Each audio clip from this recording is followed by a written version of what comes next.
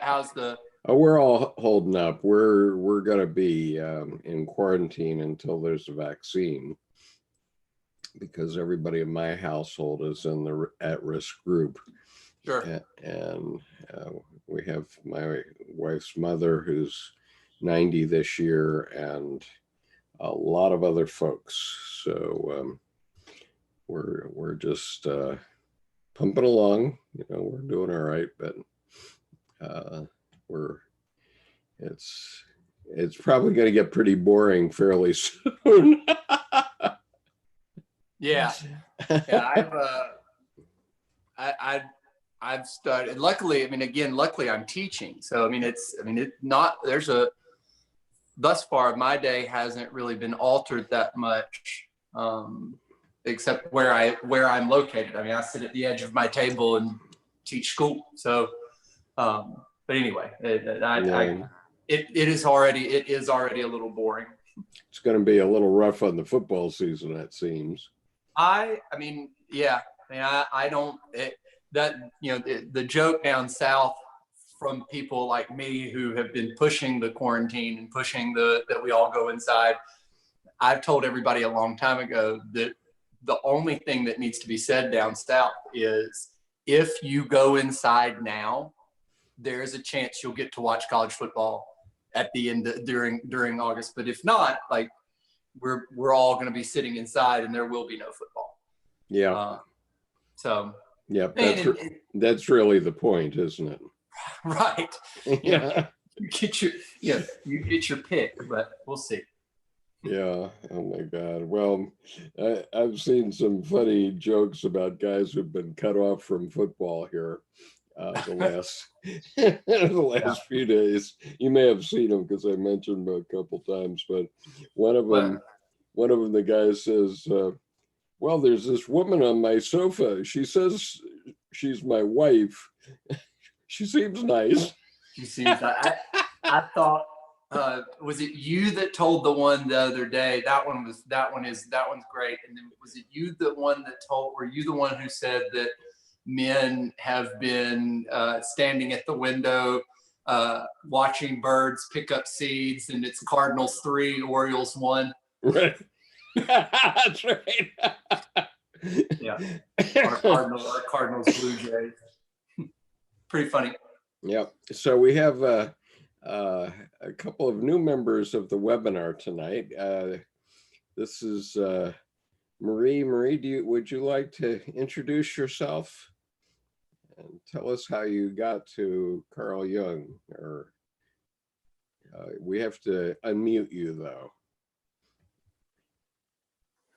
Hello, everyone. Oh, cute. Great headset you have. Yeah, thank you. I got introduced to Carl Jung because I'm studying a master's degree in psychology. Mm-hmm. So it's more of a Jungian and part Freudian. So that's how I get into Carl Jung's collective works. So how much longer do you have in your master's degree? 1 more year. Okay. I'm not taking a full load because I'm working full time. So I do it on the side as my, like a hobby. Oh, that's good. That would be the way to do it at your age. I thought about doing it a couple of times, but then I said, oh no, I'm too old to do it. But then I could have done it. If I'd done it back when I said, oh no, I'm too old to do it, I would have been practicing for 20 years already. So, Art says they just shut down school for the entire year. Entire year? Yeah, what state is that, Art? Tell us what state you're talking about. So meanwhile, let's ask Carl. Carl Andrews is also relatively new relation to me, although we've been interacting for about maybe a year or so, I guess, at this point. Yep. Right, Carl. So tell us how you got involved with Jungian stuff. That's hard to say. I think I heard about him somehow through reading Herman Hesse, Mhm. Wheel, when I was like 17 or 18 maybe. Uh-huh. I started looking into him. Actually, I think I saw something from Jordan Peterson, and I watched the biblical series, and then your channel popped up in the suggested feed. So then I get on that. So that's how I found you. Yeah, terrific. Yeah. Oh, okay. So basically tonight we're going to go on with talking about chapter 12. We've been doing a few week series on this book, which is, let's do it that way so that everybody can play. This is Memories, Dreams, Reflections, which is Dr. Jung's memoir of his own development of his own psyche. And it basically has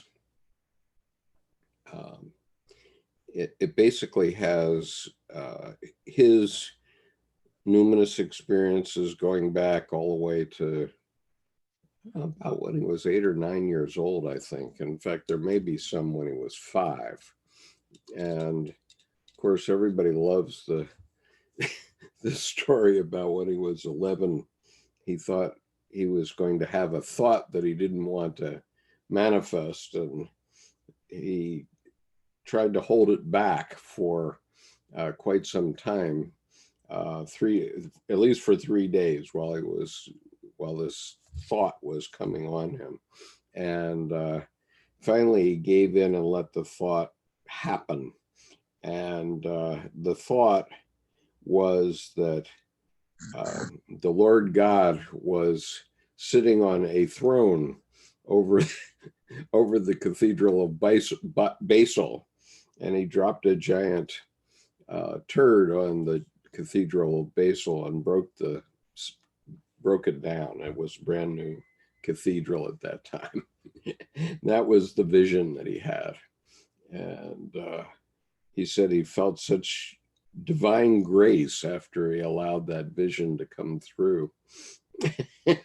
He wanted to find out why he had it. So Art says that Virginia has closed down school for the whole year. So thank you, Art. Good Lord, what we are getting ourselves into. So far, I think that we're handling it well.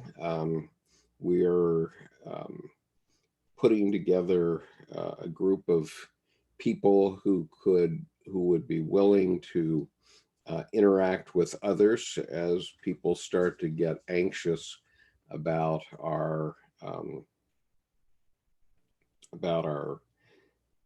personal situations, because not every depression or whatever manifests to the level that it goes to a mental health professional. And a lot of times, I mean, basically a lot of mental health issues get addressed either in church or they get addressed, at a tailgate at a football game, or they get addressed over tea at Starbucks or coffee at Starbucks with a friend, that sort of thing. And so a lot of those things get handled just by friends who are talking about experiences, and somebody might be upset about something, and they talk to a friend, and the friend says, "Oh yeah, I had that happen to me," and somehow that helps us in our own psyche. And so actually there's a book, let me see here if I have it right here.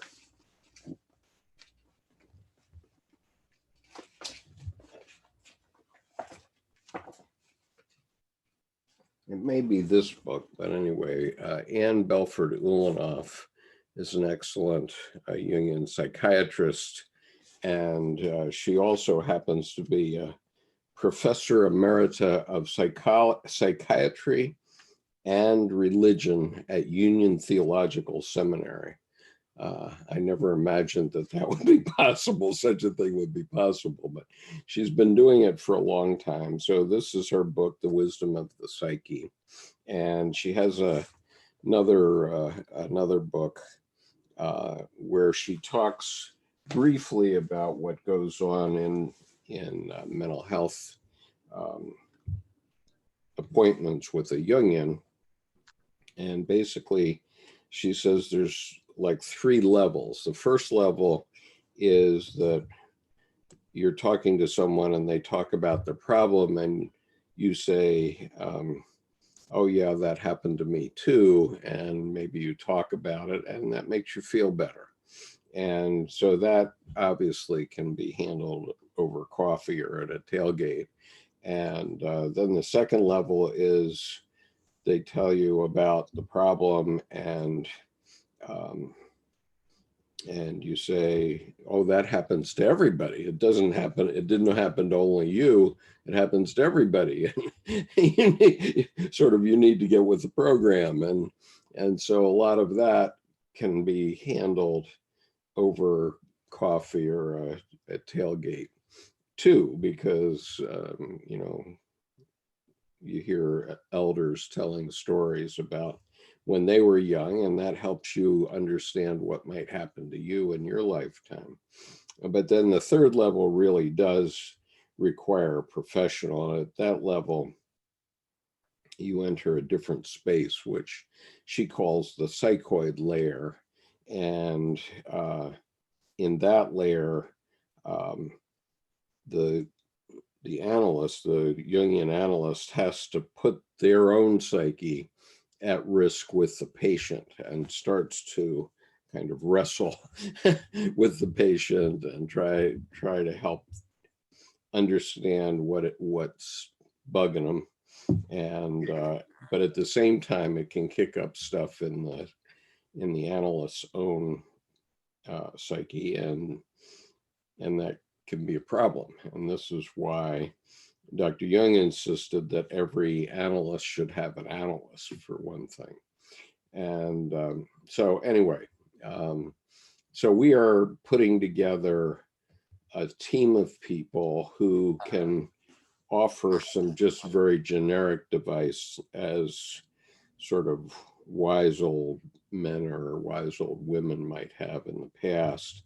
And so I'm going to give you a link to that, and you can go take a look at it. And we're making the entry level very inexpensive so that people can go try it out. Very honestly, because I've been doing this a long while and I've got 8,500 subscribers here now on this YouTube channel, I get approached a lot by people, and there are limits to how much I can do in terms of interacting with people. So I decided that I'm going to have to use a scheduling program, much as Paul Vanderkleist started to do on for his channel. And so that's what this is about, but it's including, and it's going to include a few more people as I have time to build out this team of people that are going to offer, a shoulder to cry on, or at least a willing ear to hear about somebody's troubles.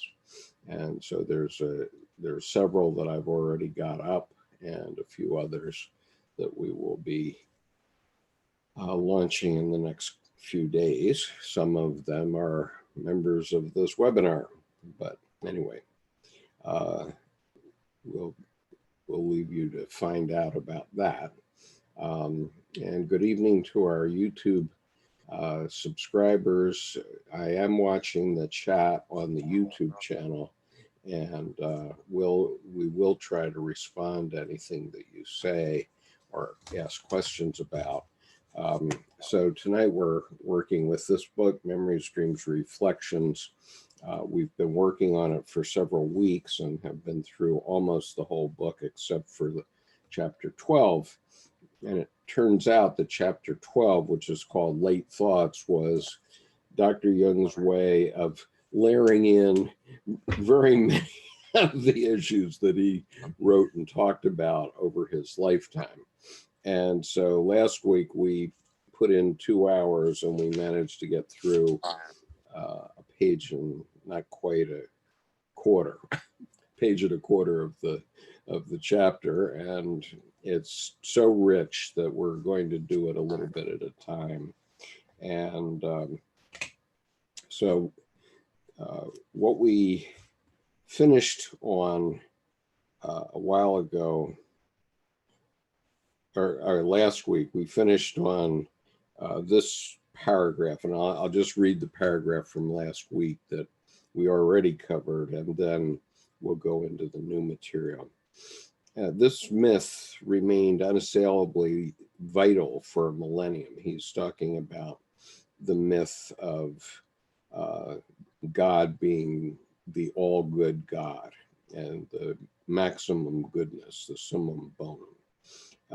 Until the first signs of a further transformation of consciousness began appearing in the 11th century.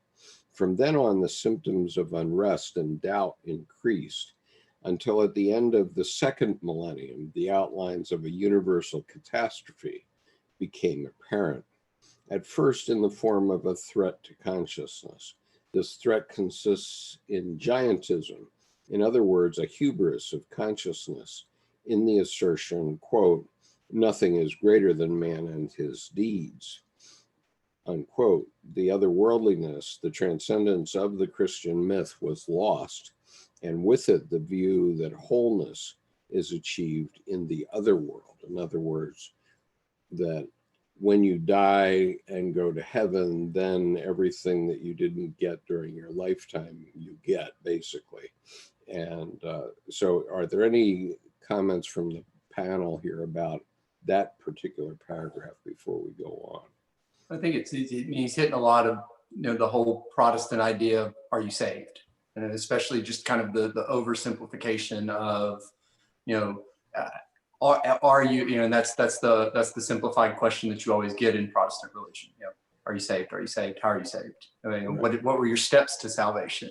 And that and like as if it's a program, that can be done that way.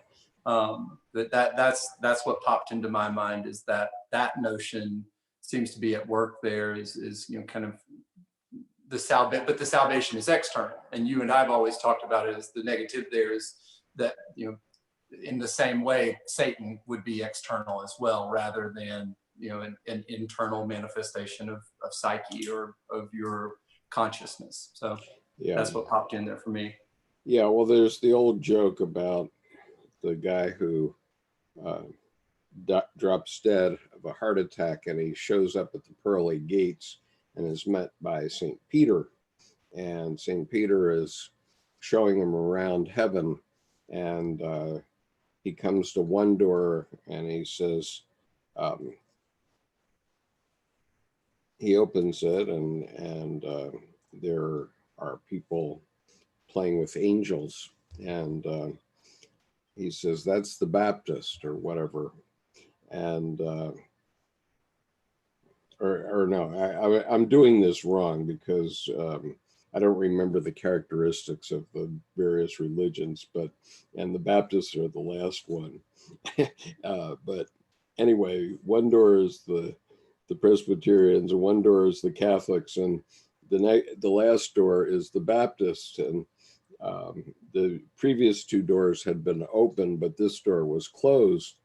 And this man says to St. Peter, well, who's that? And he says, well, that's the Baptists. They think they're alone up here. Yeah.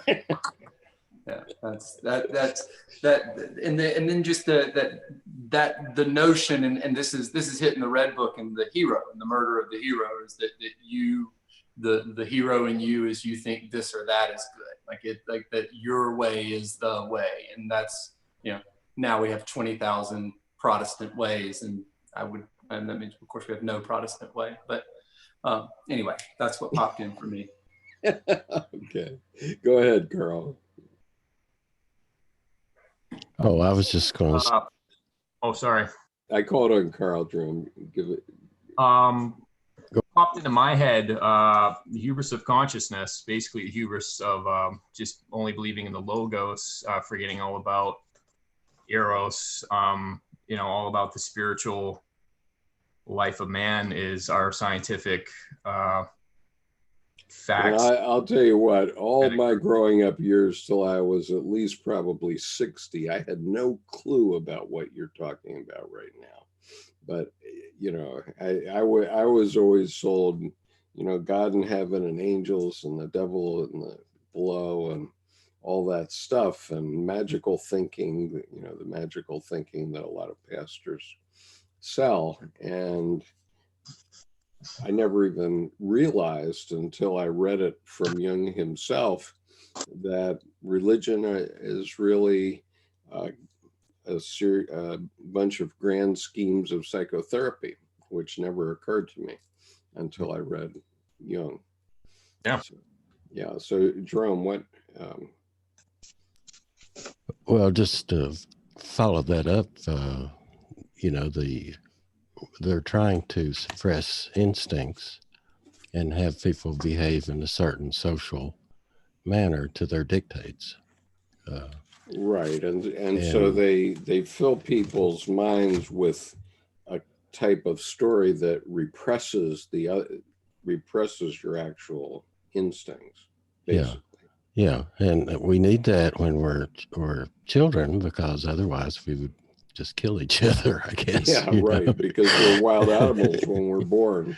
Yeah, so I mean, we've tamed them, but maybe we've tamed them too far. And then, of course, you'll get into that, but as the scientific community comes, we begin to think that we are greater, we are the greater one, and we don't have to wait to experience the other. So that's kind of where we are, I think. Right. And, you know, we end up getting nihilism. But anyway, let me just read this quote that gives the overarching method or what Jung said. And I'm reading from Jung Psychological Reflections. And there are like 1,000 quotes in here, but one chapter of this book is called The Way to God. And it begins with this. For thousands of years, the mind of man has worried about the sick soul, perhaps even earlier than it did about the sick body. The propitiation of gods, the perils of the soul and its salvation, these are not yesterday's problems. Religions are psychotherapeutic systems in the truest sense of the word and on the grandest scale. They express the whole range of the psychic problem in mighty images. They are the avowal and recognition of the soul, and at the same time, the revelation of the soul's nature. From this universal foundation, no human soul is cut off. Only the individual consciousness that has lost its connection with the psychic totality remains caught in the illusion that the soul is a small circumscribed area, a fit subject for scientific theorizing. The loss of this great relationship is the prime evil of neurosis. And that was from Collected Works 10, from an essay called The State of Psychotherapy Today. And so anyway, the theologians, and I'm not sure they ever understood it themselves, were, you know, basically providing therapy. And certainly in the Catholic Church, that's what the confession is all about.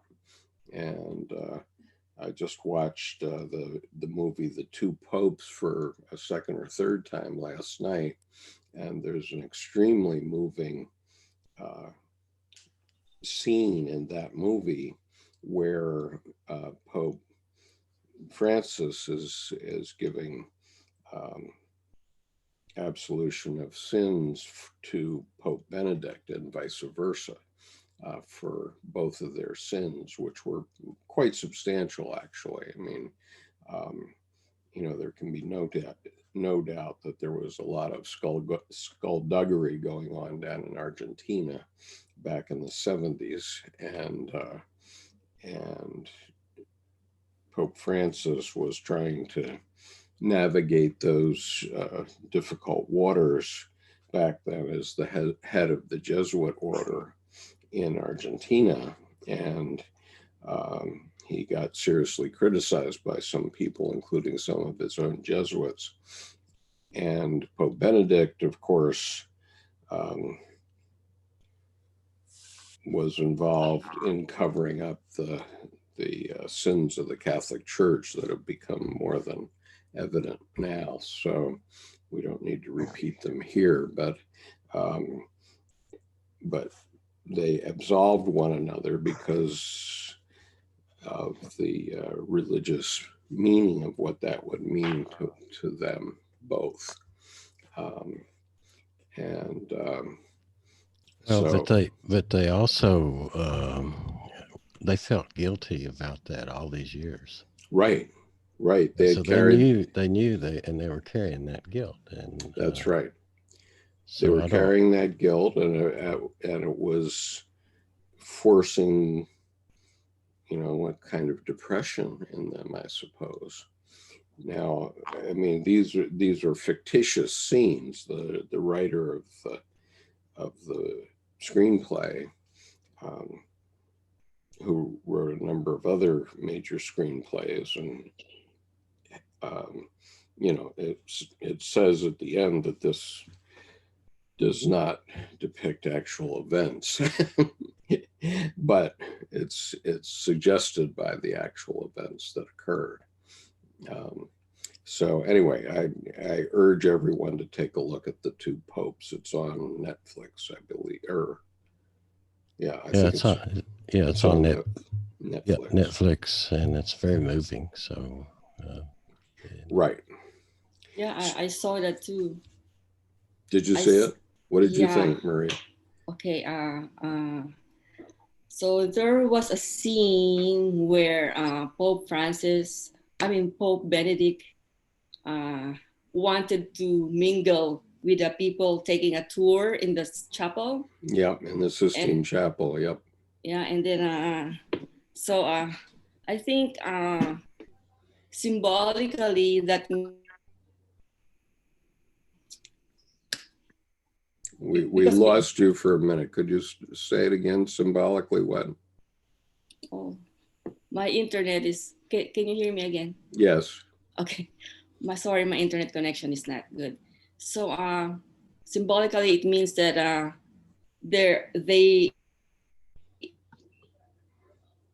before the God is they're in heaven, they're untouchable, right? Yep. Say it again because we lost you again. I'm sorry. I'm gonna type it because my internet connection is not stable. Okay.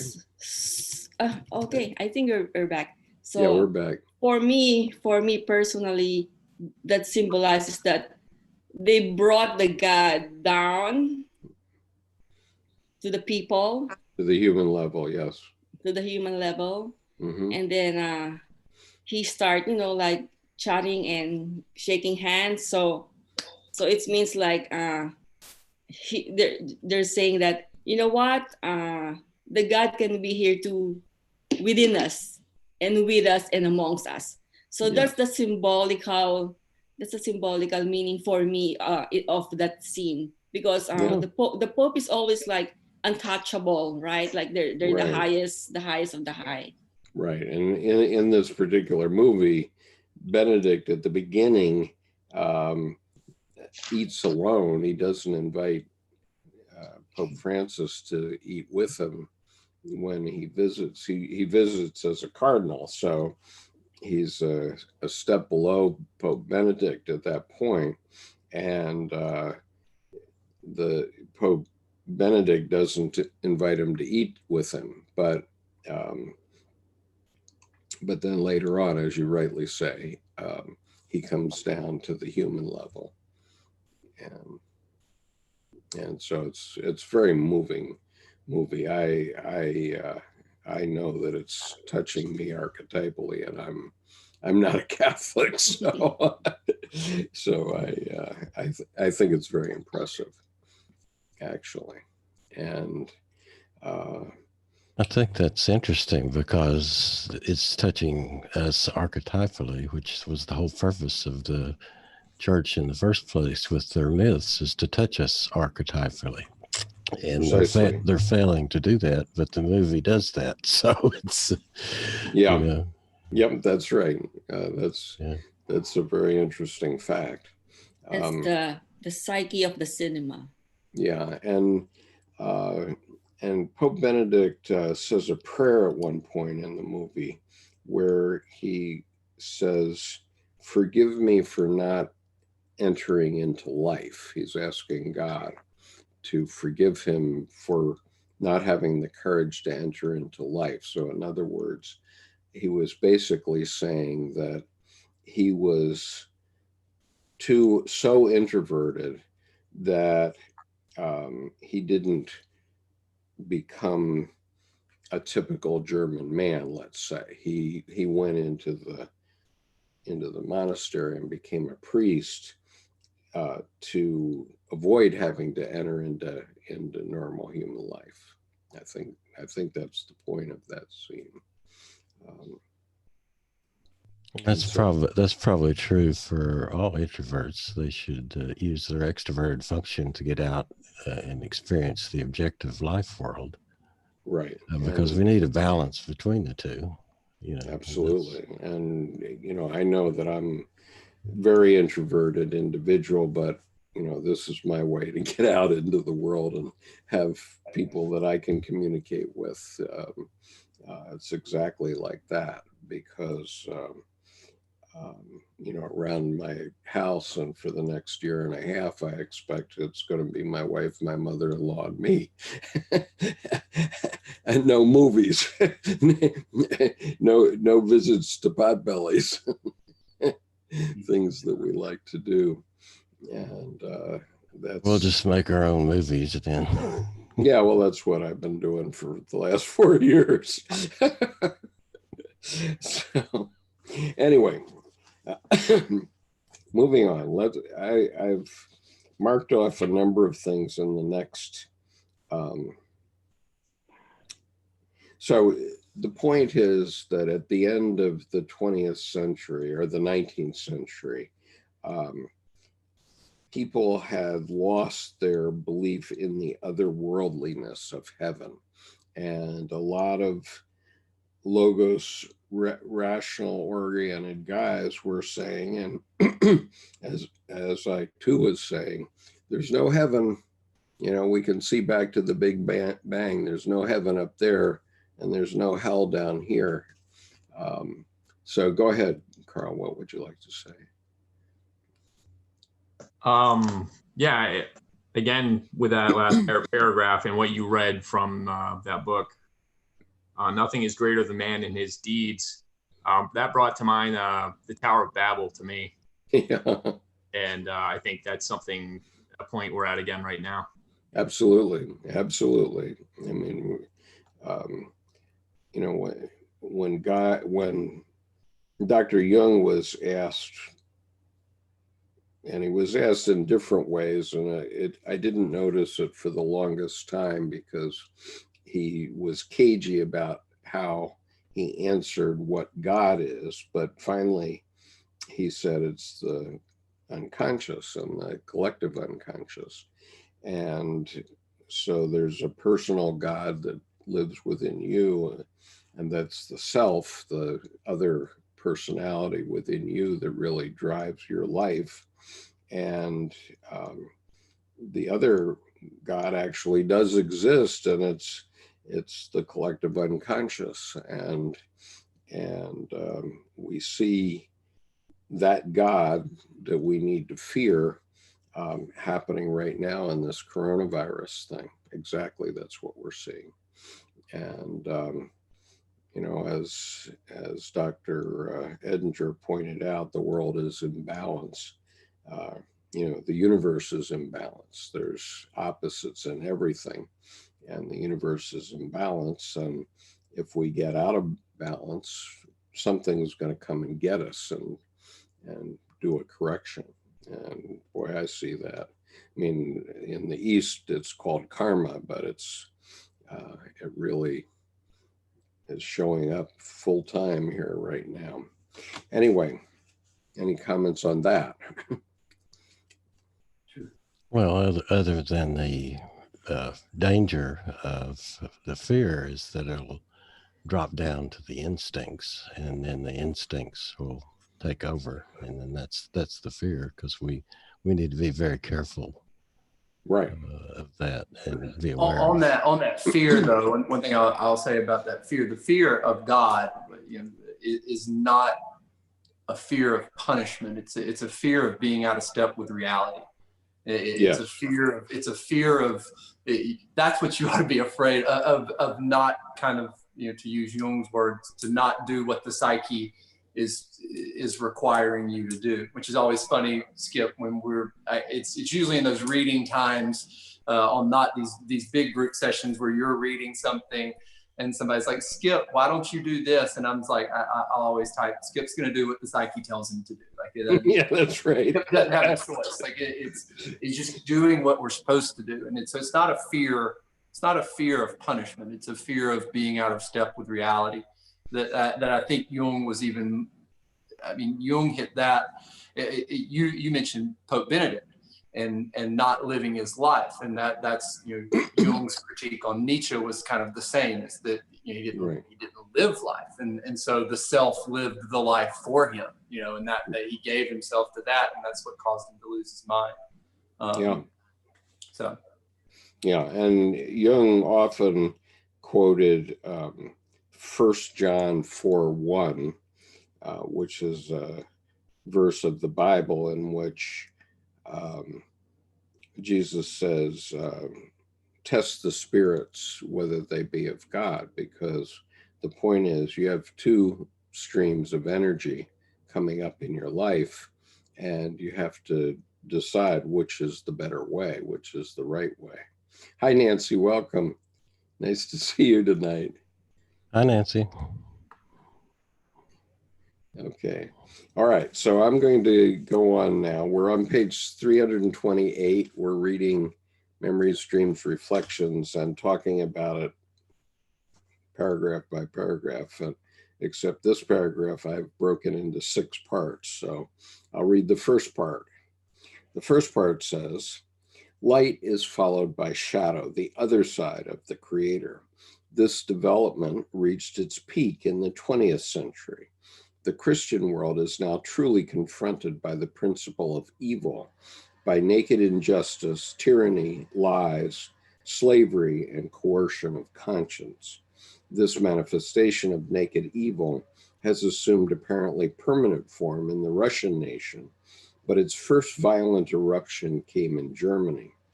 That outpouring of evil revealed to what extent Christianity has been undermined in the 20th century.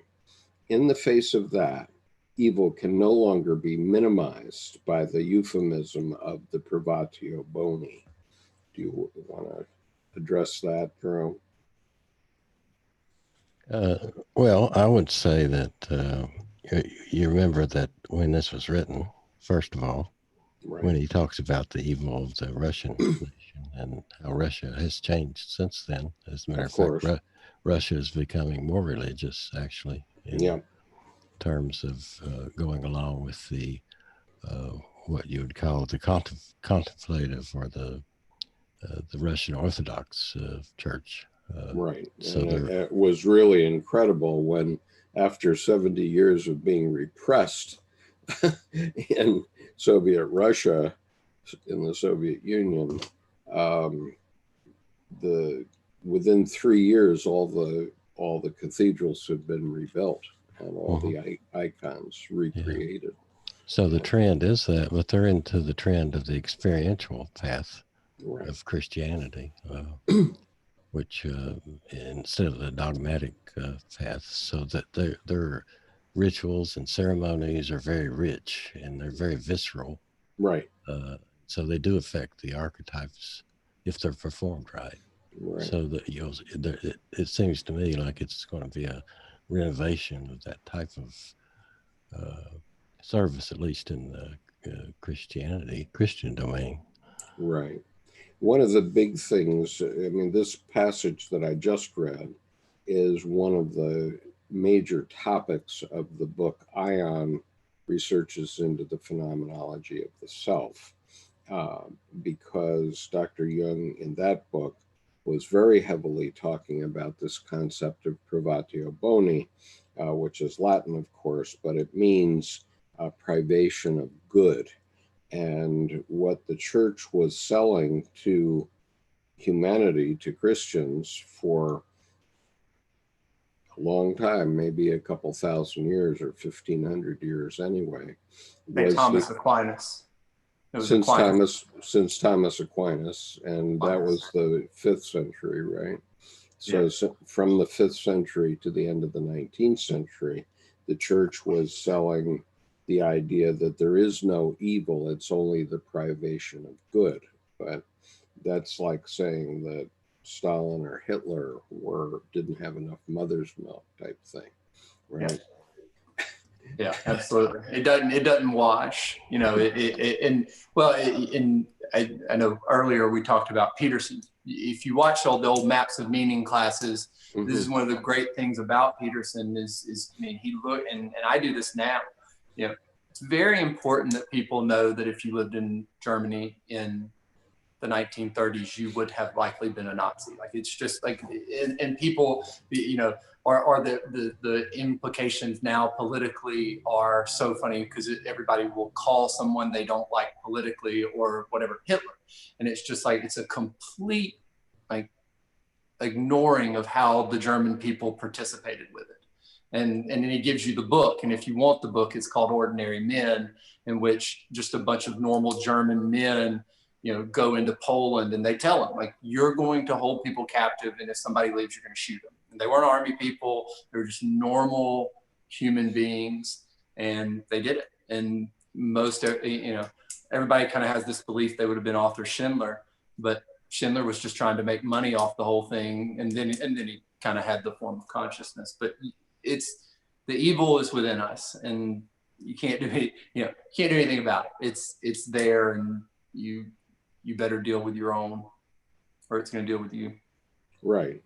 And or the collective, social collective in your community. Yeah, sure. Or nation. You got to be aware of that. So. Yeah, I mean, Germans are known for their rationality, number one. And, you know, if I can say without equivocation that if you're in a military organization, once you start your training there, you're never going to say anything against your superiors. You're going to do exactly what they tell you to do. And, you know, and if you don't, you're going to find yourself in a court martial. So, you know, basically people lower down in the chain, in the food chain, to have no choice.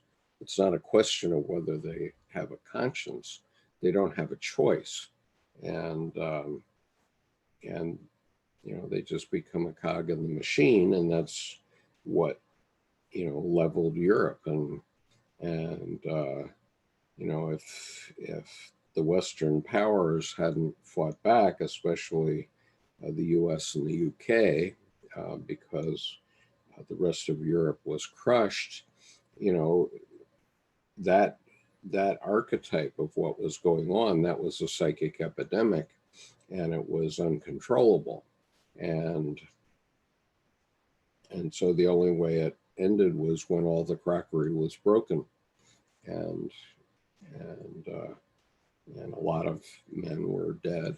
And so then the women came back and pulled the society back together. That's basically what it is. I mean, even after World War One, when there were at least 4 million men killed on both sides, on each side, about 10 million at least killed in World War One. And oh, by the way, there were more people that died from the Spanish flu than died from World War One. And so that's a pretty hair-raising statistic. But in any case, you know, everybody had to go along, and so then he goes on here, and so I'll add another sentence. Evil has become a determined reality. It can no longer be dismissed from the world by a circumlocution. We must learn how to handle it, since it is here to stay. How we can live with it without terrible consequences. How we can live with it without terrible consequences cannot at present be conceived.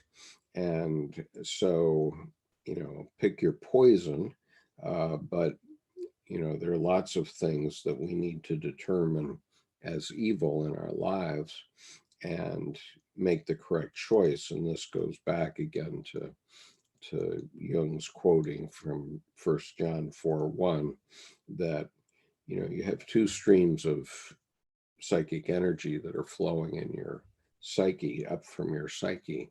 And the point about maturity is that you have to have developed your ego strong enough so that you can make the right choice from the two streams. With everything that you face in a day is going to have a choice, and you have to make the right choice all the time. And so, you know, this is why people aren't considered mature until they're 21, but actually Jung felt it was like 35 or 40 before you probably had a strong enough ego to face the real issues that have to be faced in life. Okay, and what to do. I mean, I'll just give an example from my own life, so that you guys don't have to admit to evil. But you know, I had to euthanize 3 of my dogs, and I had to euthanize my parents. And we don't call it that. We don't have euthanasia in the United States officially, but exactly what happens is that when your parent is near death, a doctor is going to come to you and you're going to have to make a choice. And the choice is,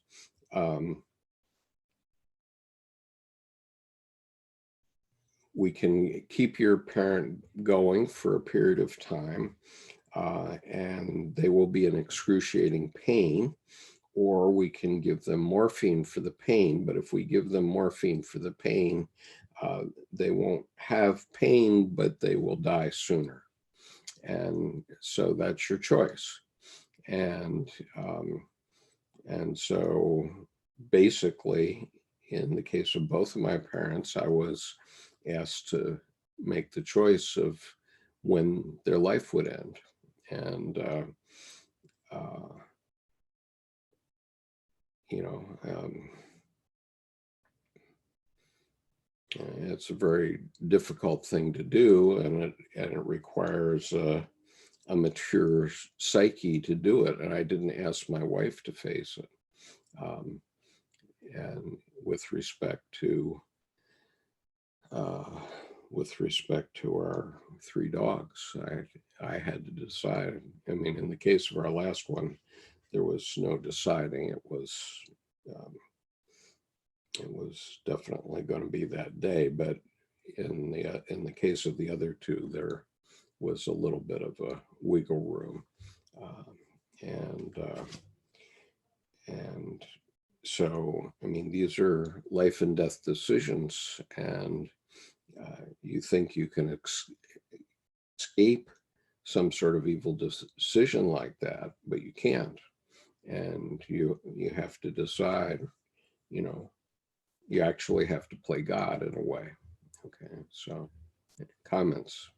Skip, I just like I'd like to get a definition as best we can on evil, and I tend to use Peterson's as much as I possibly can, which is, I think he terms it of evil as a force acting as if its knowledge is complete, which I haven't been able to make that wrong yet, and to kind of use his language, but you know, because he married that to Cain and Abel, which I think is the proper place for it. But you know, when you start talking about Hitler and you start talking about Stalin and you start talking about those political forces that get in motion, you know, and I think Jung referred to them in The Undiscovered Self as the dreaded isms, you know, fascism, communism, all of those belief systems that offer a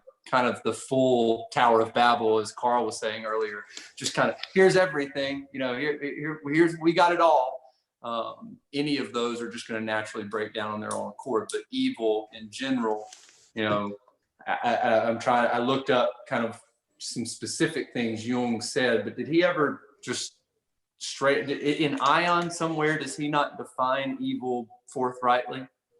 Like, and say evil is? Honestly, I don't recall. But I wrote down your version of what Peterson said. I think that is a good version. Yeah. Carl, go ahead. That brings to mind like the Eye of Sauron.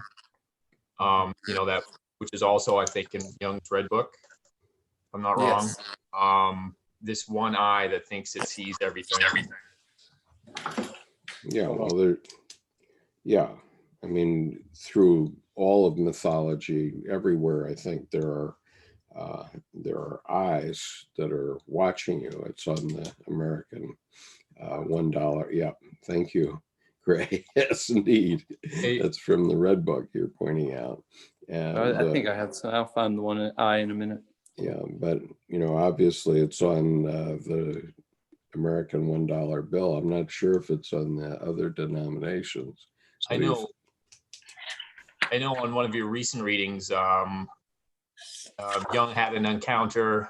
Well, he was doing an active imagination, and there was a tower, and it was hung with all sorts of weaponry, and there was a fair maiden, and she had a dog pile of demons on her, and she had a little silver fishing hook in the eye of the greatest of the demons.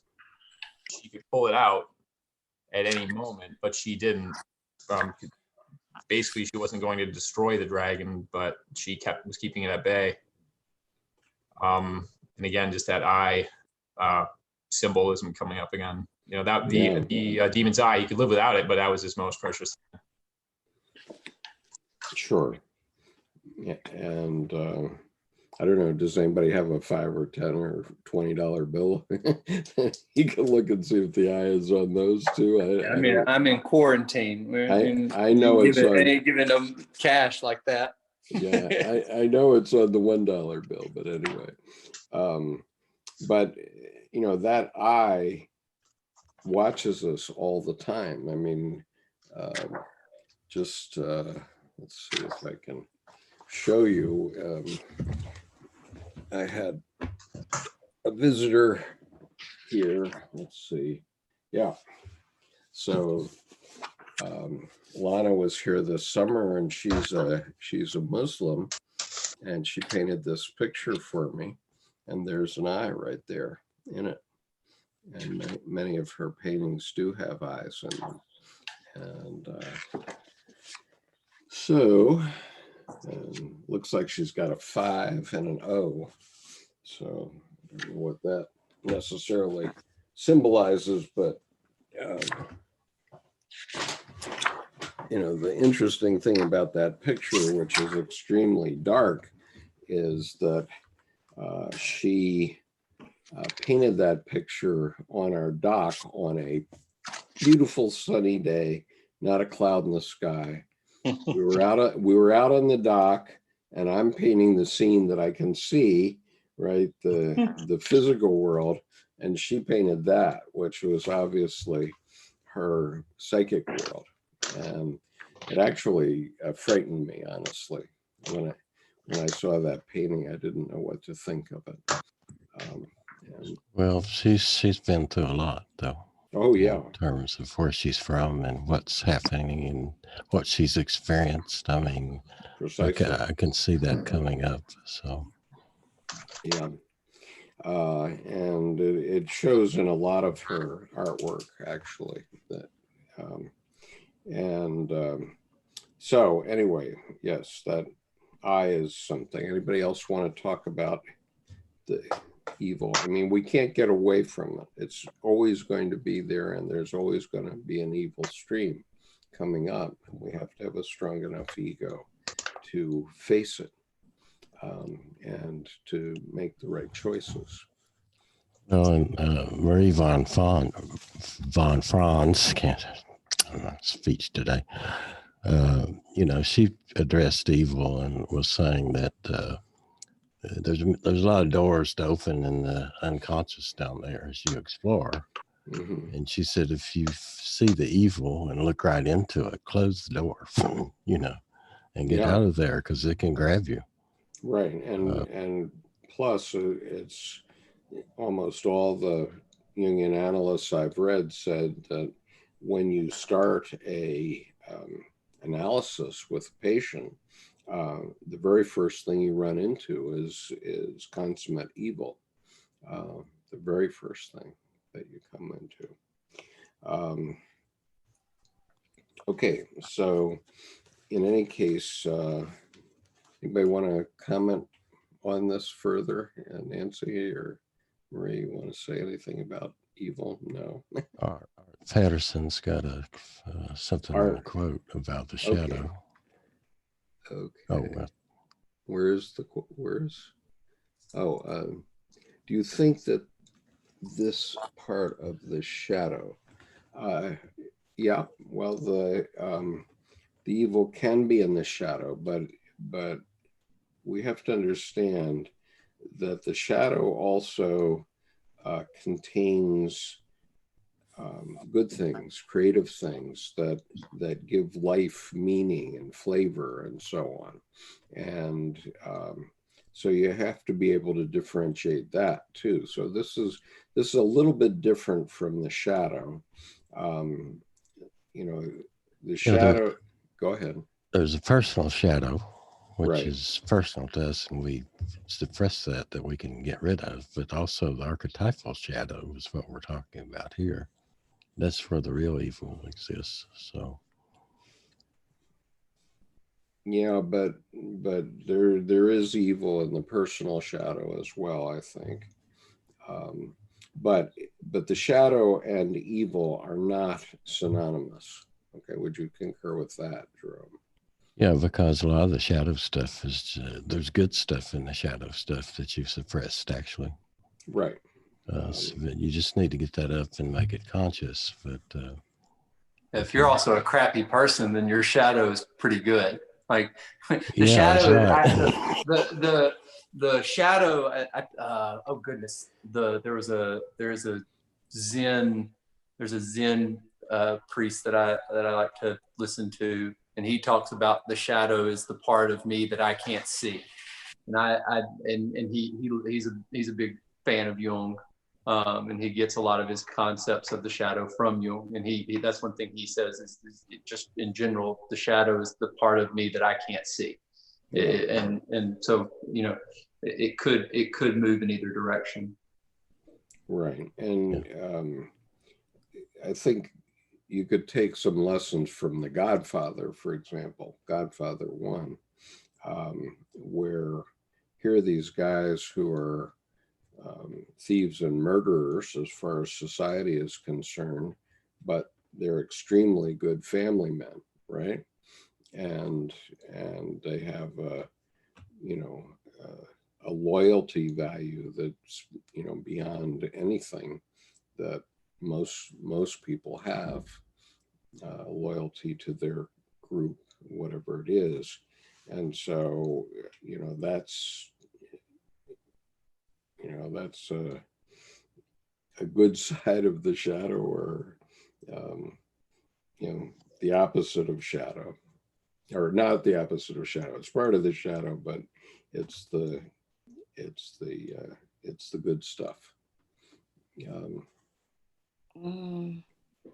Yes, go ahead. So Speak up. Don't be shy. Has anyone here seen the movie The Joker by Joaquin Phoenix? No. I mean, Joaquin Phoenix is the starring role. Right. Has anyone? Oh, Yes. I have, Yeah, shadow. Lots of shadow. It's all shadow. Right. It's Shadow 101. Yeah, that movie is the shadow. That's what they were intending to do. That was they weren't even toying with it. If you go back and you read that script like that, that's what they were shooting for, and they hit it. They got all in it. Like, it was perfect. Yeah, Which is interesting, because The Dark Knight with Batman, that's Cain and Abel, and you could even go Chaos Order. It's a different archetype, but with the Joker movie, it was straight shadow, and that's an awesome reminder right there. I've already forgotten about that. He was brilliant. And the actor, what was his name? Joaquin Phoenix. Joaquin Phoenix. He said he was scared. I bet he was.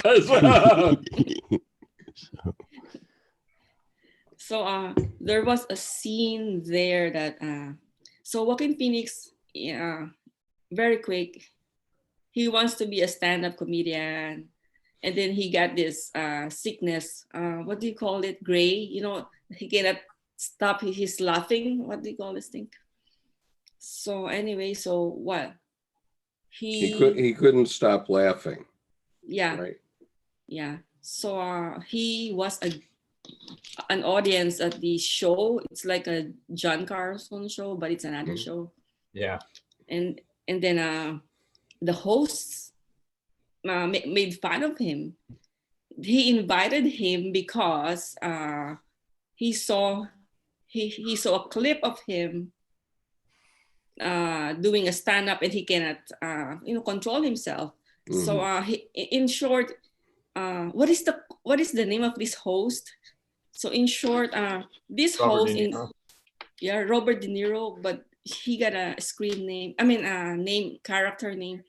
So in short, he invited Joaquin Phoenix, or the Joker, to be his guest on the show, really to make fun of him.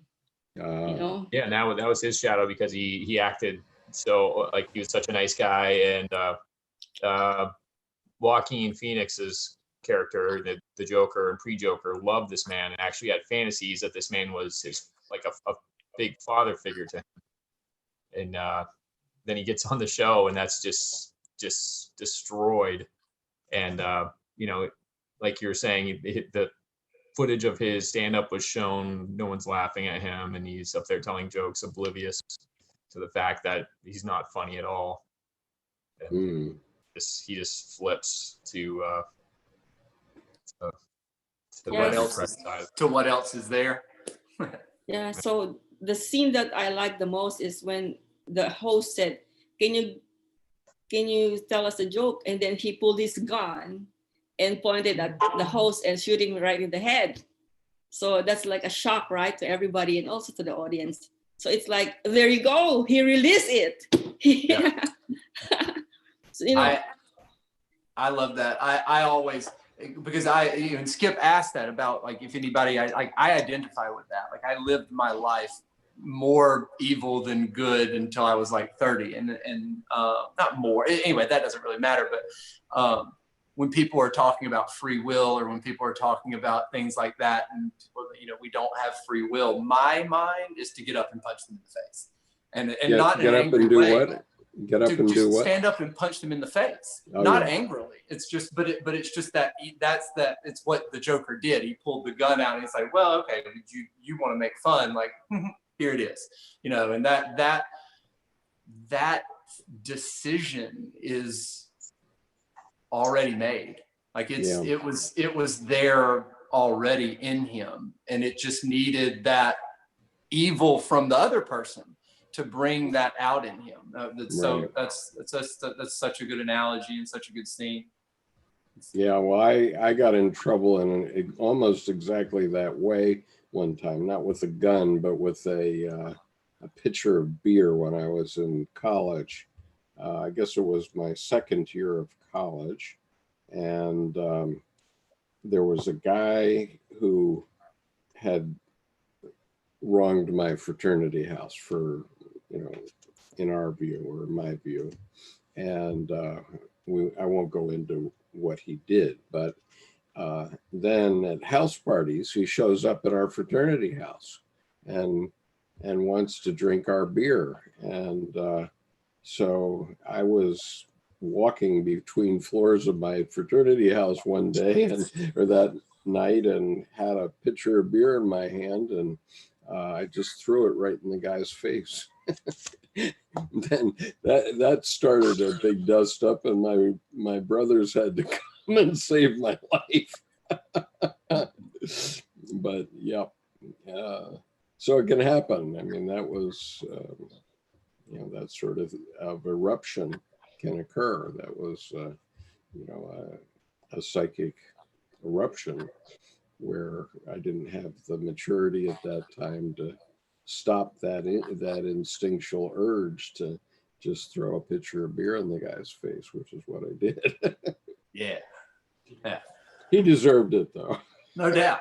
No doubt. Had it coming for a while. Yeah, no doubt of that. That's for sure. Okay. Skip. Yes. Brendan Walls has put a question in our chat. Is there a way to invoke or provoke evil, or subdue or prevent evil? And I wanted to just share my own experience.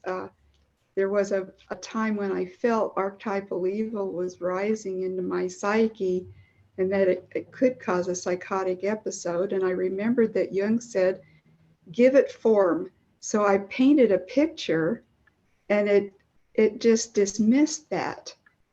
It just, that feeling of the archetypal evil coming up just disappeared. So That's interesting. You painted a picture of evil. No, I just painted a picture that came to me from the unconscious. Uh-huh. Like Okay. you'll say what color, what shape, and so forth. And when I finished with it and set it up to look at it, the picture itself had an energy that pushed that evil back. Mm-hmm. Okay. Great. And is that by any chance your chalice well? No, that's the, it looks like a shield. I can't remember which interview we did that was shown. On my channel, Sacred Quest Reno, I think it's the second video showing on the screen right now. And it has the picture of the shield. Okay. All right. Well, I don't know if Jerome heard that. I'm not sure. He's taking a break, it seems, but let's see. Okay. I have a quick question about that, about the question that Brandon raised. So if we have a thought, an evil thought, someone says something, it touches something in us and, sparks anger, if we're not aware, usually we're most triggered or made angry by something inside of ourself that, maybe we're lacking or something we're in denial of. Mm-hmm. We try to hide it. So I think perhaps if somebody says something to you, and your first inclination might be to be angry, and oftentimes, you're right to be angry, but perhaps there's something in there they're seeing in you that there's a lesson to be learned. Okay, maybe I should take what they're saying, and if I don't like this happening, what can I do? How can I develop myself? You know, maybe I'm not taking enough initiative in my life, for example. Even with things that I know about, but I just don't have any confidence. I'm not trusting in myself. And then if I'm getting a reaction I don't like, oh, that's making me mad. But, you know, if you can get through the delusion that, you know, that we're, oh, I'm fine. It's this person, so-and-so is causing an issue with me. You know, it's them. We can maybe, sometimes there's a delusion there where, you know, because it's hard to see yourself as clearly. Nobody sees themselves completely as they are. Right. And we can take that negative energy and just focus that aggressiveness into bettering ourselves in some way. And it's basically transmuting it, you know, lead and gold, basically, I guess I'd say. I like that a lot. I agree with that. And I find that very, I resonate with that a lot. I'm intrigued by Gray Yates's comment about the first 30 years of his life being mostly evil. I wonder how you can quantify that. Predetermined, as decided, and enforcing my will onto every circumstance, rather than, let's say, participating with it properly. Rather than allowing what was supposed to happen, I was forcing what I wanted, and doing it kind of presenting two different fronts. I was presenting a front that, or I was presenting something that was not true, and I don't mean that like. Let's see, I think it was Carl Lago was talking about, you can't, like, I mean, I don't expect to be 21 and completely self-aware enough to not be actively doing that. But my biggest issues were, again, predetermining a pattern of behavior or a set of behaviors that I wanted to do at the expense of, well, other people, my future, you know, those things, you know, I don't think my ego was strong enough to say, you know, and I don't think a lot of people's are, or as Nietzsche would say, that they just don't even have the opportunities. Most of the time, most morality is just you don't have the chance to do something evil. I should not say that most of my life was evil. I consider myself to have been a decent person most of my life, but there was just this very large part of me that was driving my will onto my circumstance rather than doing what's right. And do you think that was a reaction to your feelings of inadequacy or something else? Do you think you were trying to impose yourself, as that other gentleman was saying, or were you just a piece of crap? I think it was more so but I'm not going to dismiss just being a piece of crap. I'm not going to readily dismiss that. That's there too. My dad died when I was 17, and I mean, you could say the more Freudian response was I was seeking my affirmation or something that through repressing like those, like not getting that male affirmation was kind of something that I was in my behavior seeking is something you could say, which is an excuse, but like, no, if I'm, all right, but valid, like a reason. How about that? Yeah. I'm good with that term. So yeah, I mean, it's evil probably isn't the right way to put it. Like, I mean, like I said, I'm not a bad person, but that's how my mind views it now. So I can not.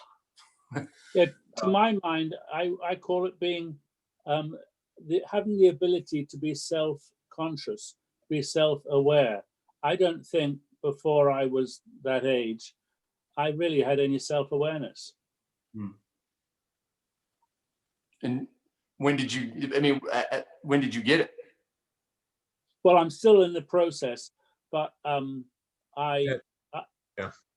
I suppose I started getting it after I got married, which was around the age of 39. Awesome.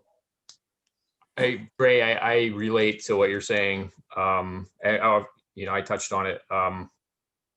And I think it's just different steps, and it's on a continuum. And sometimes, we probably even backslide. I can remember after my divorce, sitting there talking to my friend and just being totally almost in a peaceful place, and then something happened and whatever, and I was just destroyed by it again, and I had a lot of awareness of my I'd taken her for granted at certain times and this and that, it took two to tango, but it's hard to be self-aware, but it's a continual process. And obviously I think building up the ego, developing who you are as a human being, and just wanting to develop as a human being, be like, do I want to keep being this unself-aware person that's just going to keep, doing the same thing over and over again? That's the definition of insanity. So at a certain point, you're like, maybe I got to grow up, and I can't impose this view of the world upon the world. That's it.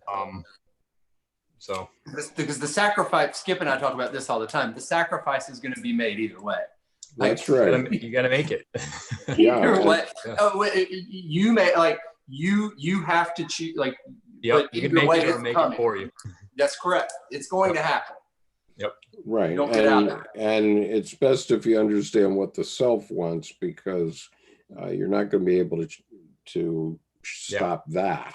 And so I think that a lot of divorces, including my divorce, I was together with my first wife for 17 years. And during most of that time, I never imagined that I would ever break up the marriage. I couldn't envision it at all. But there came a time when my wife was archetypally on one track and I was on a different one. And I knew I wasn't going to be able to change to satisfy what she wanted me to do. And so she was constantly arguing with me, beating up on me. And I couldn't stop the arguing. There was no way I could, because I wasn't going to do the things that she wanted me to do. I mean, basically, she wanted me to be like her father, which is what a lot of young women want. And, I didn't know enough about psychology at the time. And one of the things that her father did was he would cut the grass. Well, it happens that I've been allergic to everything that's green and grows for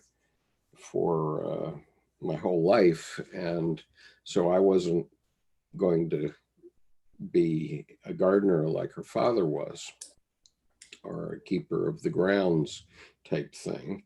And she would just come at me, and I couldn't get her to stop. And finally one of my daughters, who was 8, sent a message down this spiral staircase into our kitchen, and on it was a little note that said, "Please stop fighting." And I looked at that note, and I realized at that moment that I wasn't going to be able to do it. It wasn't possible. And, that was basically the end. And, we did break up, and, I'm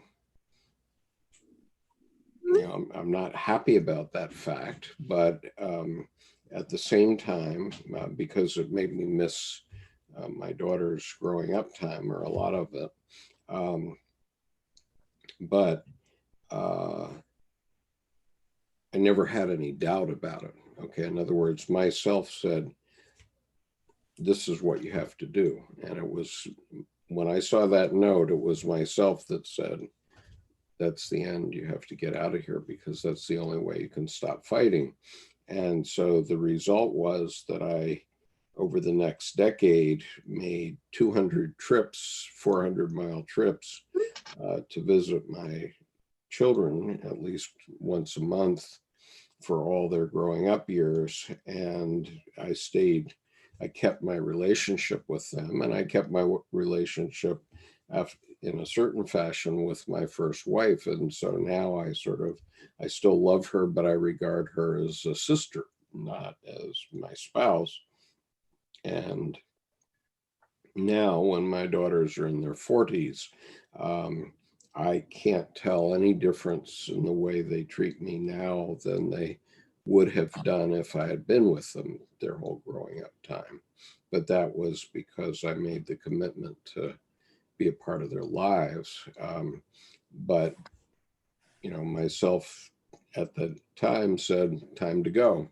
And it was very clear. And there was no ifs, ands, or buts about it. And my mother tried to intervene, and, you know, I had to tell her, Mom, butt out, it's none of your business.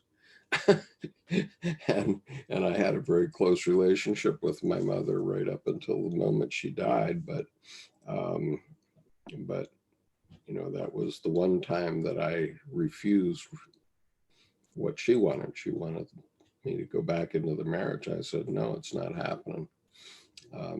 And so is that evil? Yeah, there, you know, a lot of the things that cause divorces are caused by evil. So, in my view. I don't see the evil, Skip. I see the good. I see your daughter's prophetic message: stop fighting, and you did. You stopped fighting. You found a way out. Right. So, I mean, there wasn't evil so much as she was like that lovely oyster with a piece of gravel that was irritating the two of you were irritating the hell out of her, and now she's a pearl of great price. I don't see. She certainly is a pearl of great price now. Yeah. She's also the one that told me I was going to hell.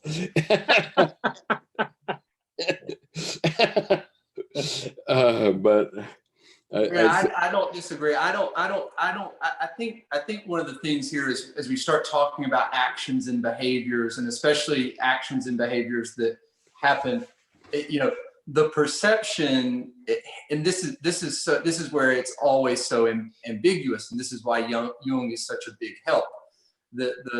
The truth of the matter is that decision that Skip made, and that that very, very personal story is both. Like there's a requirement of both to get the balance that everybody needs, especially if the end result is truth, right? And which is, you know, and again, that's kind of, it almost seems like that balance, when you're doing it for truth, it almost seems like the good and the evil balance it out, or somehow there's balance found between good and evil because you're living, or you're doing what is, I don't even say the truth, or maybe it is the good. It might be both. Well, anyway. Yeah, I mean, you're having to do it.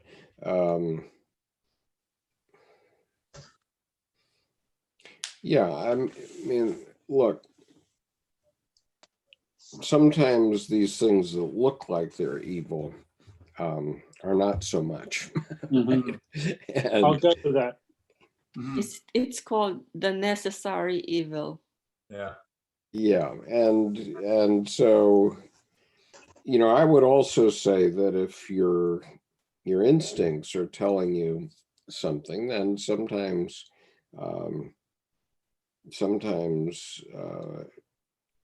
you might do something that, you know, polite society might call evil, but in fact, point of fact, you know, your instincts, which are in your shadow or your unconscious, are saying you got to do this. So, I mean, I'm not going to get more explicit than that, but That's, yeah, 100%. And that's, we just went through the same thing with my aunt, that you went through with your parents.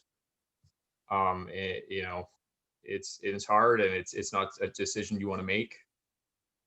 But when somebody's had a stroke, they've basically slipped into a coma. They weigh about 65 pounds or something. It's like, do you want to prolong their suffering? Even if you are giving them morphine, or just let them pass on. To run them on a ventilator when they have no lung capacity left, or you know what I mean, that sort of thing. So, well, those are the issues, aren't they?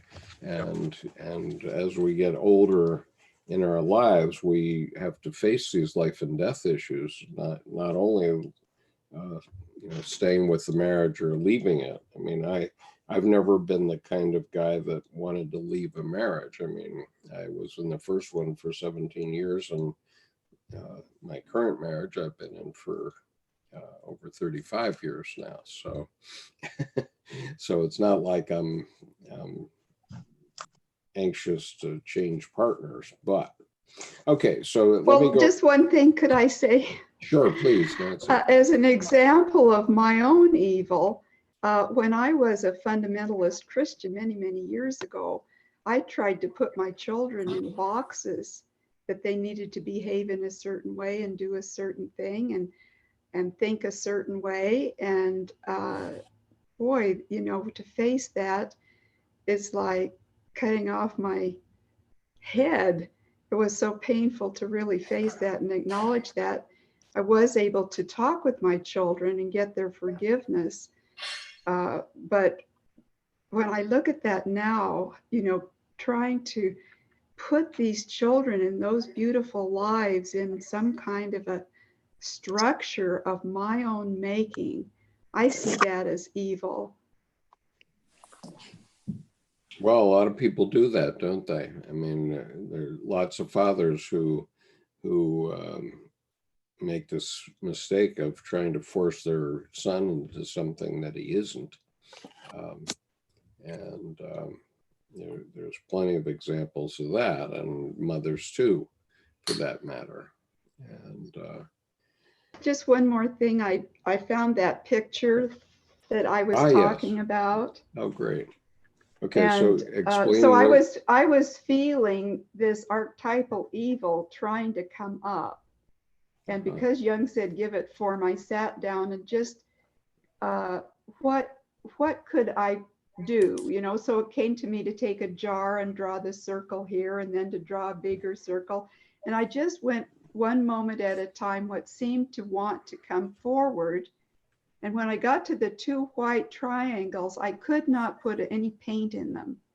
And when I set this down in front of me, I put it at a distance and just sat to look at it. Those white wings were the power in the painting for me to send that evil back where it came from. Oh. Yeah. Nancy, I think when you get a chance, Google Hilma af Klint. I'm going to type it on the chat. Yeah, Nancy knows well about Hilma af Klint, I think, don't you, Nancy? I think so. Can I see that picture again? Now that you think you were saying the white wings pushing it back into that circular thing in the below? Just when I looked at it, the white wings were like three-dimensional coming forward from the picture. Mm-hmm. And they seemed to have expressed a great power that sent the evil back. Now, would you, what part of the psyche would you, is this a picture of the psyche basically, would people say? I would say it was that in me that knew how to stand against evil, but it would have been in the unconscious. And it knew what to produce in order to help me. That inner helper. Yeah. Right. And you call that a shield? Yes. Right. And what I noticed about the picture was the crystalline structure. Mm. So, I So thought that was- Marie says this reminds her of Hilma of Klint. Why is this? yeah. I mean, I think have you run into Hilma. this in your class? Yes. I ran into we studied the Theosophy art. The Theosophy is an esoteric kind of religion, and Hilma af Klint is a painter. Her paintings was featured at the Guggenheim, and then the shades and the shapes of your painting resonates with what she's doing. And she also got training from Kandinsky and Rudolf Steiner, which are both they're scientists and spiritualists at the same time. Right. Thanks, Marie. You're welcome. I wanted to say about Jerome's comment of the crystalline structure, that's the strongest structure, isn't it, Jerome? Right. Yeah. Crystalline That's structure. one of the So there was- strongest. Yeah. The Hilma of Klint thing reminds me of Skiff. I used 2 pictures of Hilma of Klint with the swans. She did the different swan series, and she had a white swan, a black swan, and an integrated swan, which we'll be using. But anyway, that's Hilma of Klint. Okay. Thanks, Marie. That's a good connection, Marie, that we pulled it together. Now, it all relates, all this, including Nancy's experience, relates to this next section from the book. So I'm on page 329.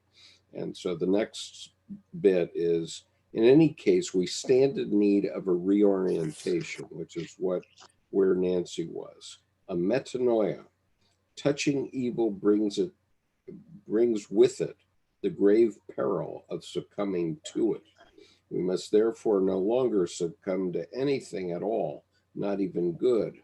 A so-called good to which we succumb loses its ethical character. Not that there is anything bad in it on that account, on that score, but to have succumbed to it may breed trouble. So that's sort of on your point that you touched evil and you withdrew and had a way that you could defend yourself from it. And of course, back in earlier Christianity, you could hold a cross and or you could say a rosary or something like that as a way to hold back evil. And in Buddhism, we would say, Om Mani Padme Hum, or we'd say the healing prayer, or these are mantras that you say, and what the purpose of a mantra in Buddhism is to protect your mind. Literally, that's what they do, and so they're very much like in Catholicism with the rosary. If you are in the Middle East in a devoutly Muslim culture like Saudi Arabia, you see men literally walking around with the equivalent of a rosary on one of their arms, and they're constantly carrying it. And it's the same purpose to defend yourself from evil coming up. It leaves a mark, and that we Carl talked about Hess earlier, and I know you and I have talked about Damon, and that's the mark of Cain. Especially once you have done the evil, it's one thing. It's interesting to hear Nancy talk about pushing the evil away, which is again something I would say that I've struggled with. But when you are the one, it's also different when you're the one encountering the evil. So if the evil's done to you, right, that's a completely different thing than you being the one who's participating in it. and when you've participated in it and you've touched it, that metanoia it's going to occur. It leaves a mark. And you and I've had this conversation, Skip, is once you have that mark, you see it in other people. And when somebody starts to just drop their head, and you're like, it's one of those moments that like you're just like, yep, been there. And people, you can see people's reaction and so on. Yeah. What is metanoia? It's a reorientation. Yeah. It's like something happened spiritually, usually in the spiritual realm. Right. Isn't it? Does it have to be in the spiritual realm? No, I don't think so, but okay. But it certainly is a reorientation of your thinking. It's a psychological change. And, so I've many times talked about my numinous experience in the Naval Academy Chapel when I was in I was in a state, okay, I was really depressed and really questioning everything I'd done in my life for the previous 6 years. And I sat down in that pew and suddenly the light came on me, and only on me. I mean, it's a chapel that has 2,000 seats on it, but only I had the light. And my change it reoriented my thinking. It was a numinous experience that really reoriented my thinking completely. And let's see, I suppose we have. Could I ask Nancy, you said you were a fundamentalist Christian, then you had a metanoia, a spiritual reorientation. And I'm just wondering, did that happen over time, or was there a particular event that you remember that all of a sudden you realized, maybe I don't have this quite right? Just wondering if you could share a bit more. Well, there were different times when I would say my image of God shattered. Some of it was due to some trauma, but each time that image of God shattered, once was when I went to seminary, and I got this big expansion of what God is and who God is and so forth. And it just completely shattered the old.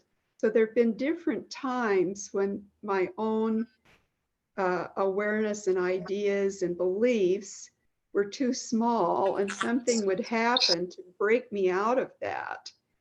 And the Divine Feminine arising this last summer in 2019 was huge. To all of a sudden have God as feminine when I've been in a patriarchal religion was disorienting to the max, but delightful as well. To be mirrored as a woman by God was terrific. So Right. metanoias are painful and disorienting, but they can be wonderful. Absolutely. And so for those people that are watching that haven't seen this, I'll just be very brief with this, but I'll just show you the incident. So I was extremely depressed, and I'm in an attitude of prayer in the chapel at the Naval Academy. It's very dark in the chapel in the morning, and there were no lights on whatsoever, only the lights from the stained glass windows. And suddenly this light came on me, and this is how striking it was. I looked up at it and I said, oh my God, nobody's ever going to believe this. I have to take a picture of it, which I did. And so then I turned the camera back on myself, and here it is again. Here it is again from my pointing back at me, and you can see how dark it is in the chapel. And this is a stained glass window, believe it or not. And people have asked me, is that a gargoyle?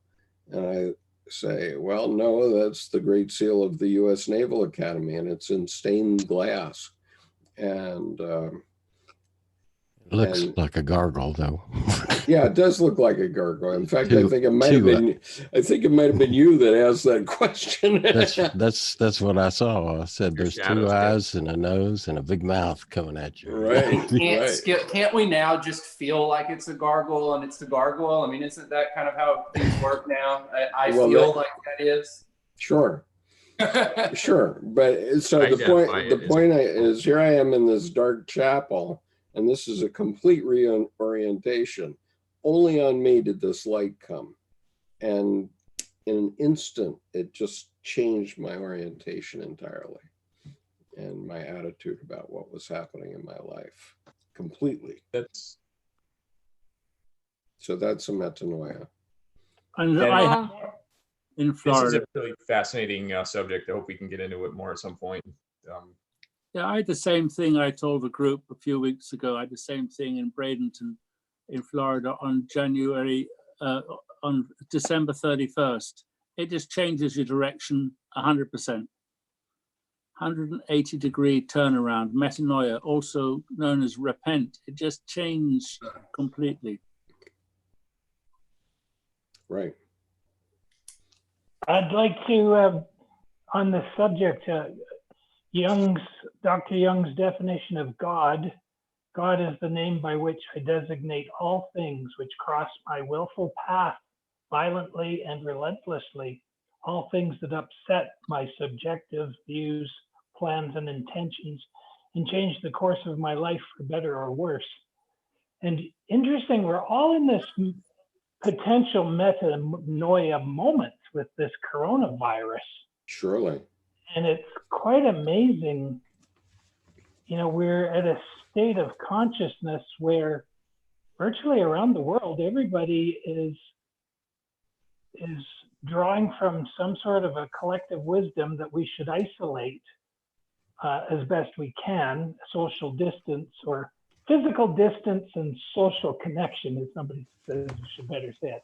But what sort of metanoia might this cause? I think we should be appreciative, though. I was just looking at an old notebook that I have, and there's a statement here of talking about the First Nations people.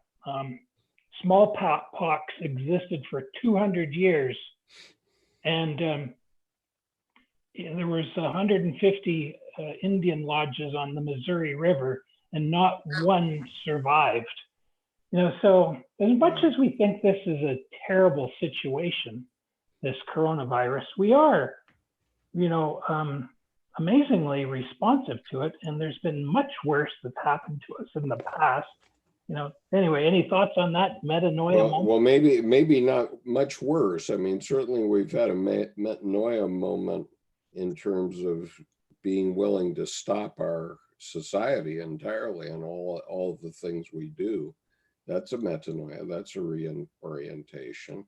And our president thinks he's going to just turn it around and turn the society back on. And I think that's not happening. He thinks he can wait to the end of the 15 days, but the end of the 15 days is still 7 days away. And, you know, I was going to Switzerland, to just north of northern Italy, next month, a month from now still. And the organizers canceled it about a month ago. And the day that they canceled it, there was like one case of coronavirus in Switzerland and maybe a couple of hundred in northern Italy. But I'll just give you the stats right now because they're pretty striking. Well, I don't know if I can actually, because okay, countries. Okay, so by country now. So that was less than 4 weeks ago that Italy was in the hundreds, but they now have 63,927 cases. They have 4,789 new cases yesterday, and they've had 6,000 deaths. So they're having about a 10% death rate. in Italy. And the US is now number 3 in the world, right behind Italy. We had 10,168 new deaths yesterday. And we have 43,734 now. And it was no more than 3 weeks ago that the president said, well, there are only 15 cases and maybe in a couple of days there won't be any. And let's not let those people off the ship because that's going to double our number of cases. But, you know, I think that cow is out of the barn. And so the president thinks he's going to just restart our economy in a week. And I think in a week, he could easily have 150,000 cases. We'll feel a lot. It'll be this group next week. I'm assuming we'll have a much different feel about the whole thing than we do right now in the United States. I mean, it's I have a feeling about that. I could be wrong. Well, yeah. So I mean, these metanoias come upon us. So let's just watch the president's metanoia over the next 7 days, because his orientation is going to completely shift. He's not going to have any choice. I mean, he's already done it some. He's different about it the last week than he was. I mean, that we've been watching it in real time. Yeah. No question. He is a lot more today. I think today he made the first like goofball joke thing that he had done in a while at the press conference when the lady made I forget what her role is, but she's a very impressive doctor on the coronavirus task force, and she was talking about feeling a little sick, and he smiled and like backed away from her, and that's the first kind of trickster. You know, I don't know that he is the trickster, but anyway, that's the first kind of thing that he's done in that realm recently. That you know, but it was almost funny. But he's changed. I mean, he's not. Yeah, he's not acting like what he used to. Yeah, he's very actively changing before our very eyes. It's going to be more and more. I just think the positive thing is, if 100 years ago we would have just kept on plodding along, and you know, people falling over, and we'd be, you know, just, you know, plodding on, I guess, and bringing out our dead sort of thing. At least today, in this modern age, we understand what this virus is, and we understand some basic precautions, and we can test.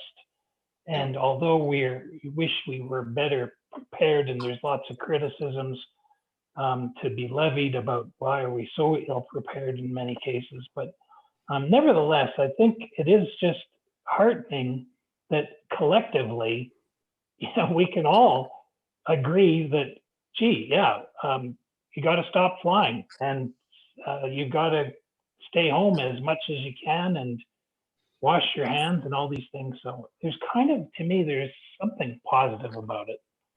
Yeah. I experienced seeing a metanoia in my friend, my ex-girlfriend. She grew up in Colombia, and she's living in Long Island with one of her childhood friends, also from Colombia. And you know, I had been at work, and my boss was sick. He got back from being down in Florida or North Carolina, and I'd been gone for a few days. He came in and was kind of overhearing he had some problems and had to have a stress test, something with his lungs and his heart, and he's got a cough. Oh, it's a dry cough, and it's a big joke. And they're dry coughing, joking, but it's still release aerosolizing vapor into the air right in back of me. Last time I got sick, I'm out, you know, it comes in waves, whatever I have fatigue and sore throat and starting to feel a little bit more in my lungs today, but no one would tell me what happened to the guy, where he was. You know, corporate made him go home. He was just going to stay there. And anyway, I found out no one would tell me, and he told me that he just got out of the hospital, and they didn't test him supposedly because he didn't have a fever. But it's not a big joke for him anymore. And when I was telling all this sort of stuff to my friend from Colombia, I was like, "What did you do today?" I'd been telling her, "You need to isolate." It's maybe a week ago. she's saying, oh, we went to the mall, and she's touching her face. I'm like, did you wash your hands? No. And I started telling her, and I was like, she was looking at me like I was being extremely patronizing. Yeah. And, she goes to church, and a week later, there are 3 people have had it at her church, and one has died. So down in Long Island. So now she's had a metanoia because, it's striking close to her. And her roommate is sick and has the same sort of symptoms I have. I very well may have it. I don't think I'm going to die. Well, you're not going to die, Carl, but you might be uncomfortable.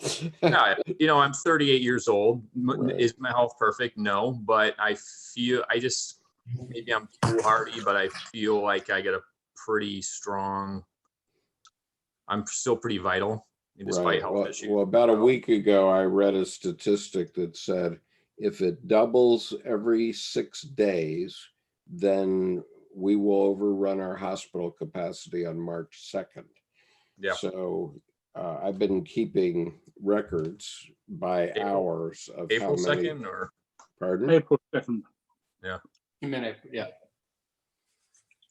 And so it's double. It's now 43,400 in the U.S. And that's almost double. It's more than double since 2 days ago at 7:30. So in 2.5 days, it's more than doubled. Yeah. And so if we keep going at that rate, we're going to blow right through our hospital capacity. So anyway. I think a lot of this started very quickly. A lot of this started with talking about what Jung termed as God. I think is kind of how our corona issue, which is the subject to hop on. Jung also, in the Red Book, he also talked about God being force, duration, and change. Mm-hmm. And it's those 3 things. You can see all of that at play in this thing, and those the force, the duration, and the change. It seems to all kind of be manifesting this metanoia and a collective metanoia. I mean, the economic. There's so much. I mean, there's all this political, there's all this economic, and everything is impacted. I'm telling people all the time, like, right now, as my students are like back, or they're doing work at school or at home, people are going to realize here in a minute, like, you don't have to go to school to learn. This is you can learn at home, like, there are other implications for school and like social blah, and all that works, but like there's everything has the ability to have both force, duration, and change, all 3 of them working together, and that all of those are going to manifest. Yeah, so we're learning directly. So there's about 6 more lines to this paragraph. I'd love to get through them. And that is 3 little segments. None of them are little in terms of discussion, but let's see if we can cover them in less than a half an hour. Every form of addiction is bad, no matter whether the narcotic be alcohol or morphine or idealism.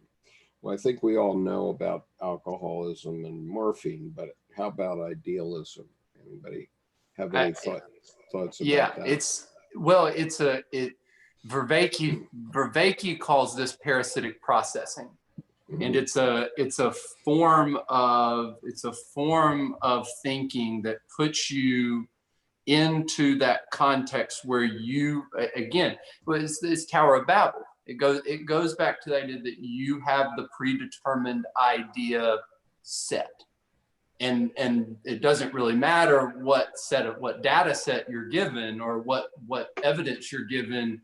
You're rolling with your ideology, or with your dreaded ism, your political, or economic, or whatever it is. You're just rolling with it, and again, that it's a negative feedback loop. in your, like technically in your brain, biochemically, you know, a behavior pattern forms a biochemical ingredient in your brain, and then those neurons work themselves within that pattern over and over and over and over again. Yeah, the online content, I don't know if y'all are aware of this term. I mean, it's a term to describe now male masturbation techniques, but it's called NoFap.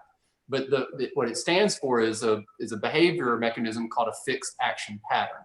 And that's kind of this whole big internet thing right now, is men walking away from that mental behavior, and political affiliation or economic affiliation or those ideologies can just be that too.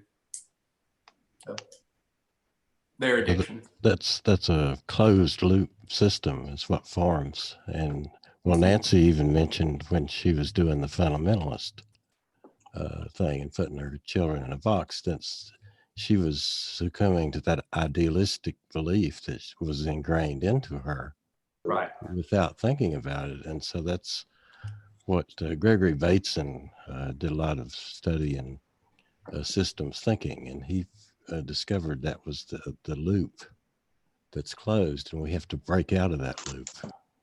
Right. Okay, so then we must beware of thinking good and evil as absolute opposites. I want to take that one up. Not in the 30-minute time frame. They're both sides of the same coin. Yep, that's right. Yes. Yeah, I think that's the best way to put it. I tell people that about fascists and communists all the time. Same thing. It's just different ways of looking at it. Like yeah, I like that. Yeah, so Yeah. then, so all right, we'll leave that. It's good and evil are in the relative. I think that's the way Dr. Young would have put it.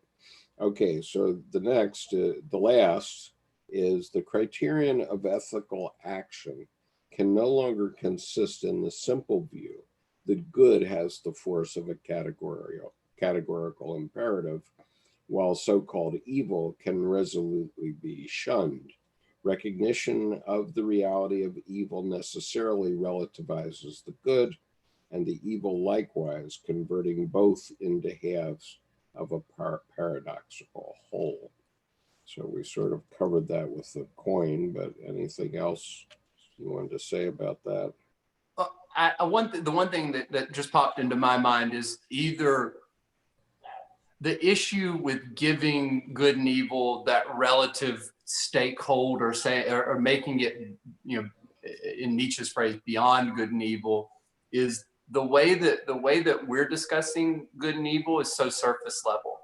It's a snapshot interpretation, and I'm listening to something about that right now in Orthodox faith, and I'll share it with you soon, Skip. It's called the interpretation of the two trees. It's an ecological approach to looking at the two trees of paradise, but everything good and evil in our subjective experience is surface level. Nothing grabs to that depth that we're really dealing with when we talk about metanoia. You know, when we talk about metanoia, we're dealing with the depth. You know, it's something bigger. But this surface level good and evil interpretation, or subjective snapshots that, again, kind of pigeonhole us. Right. Okay. So we got through not quite a page. We got through 85% of a page.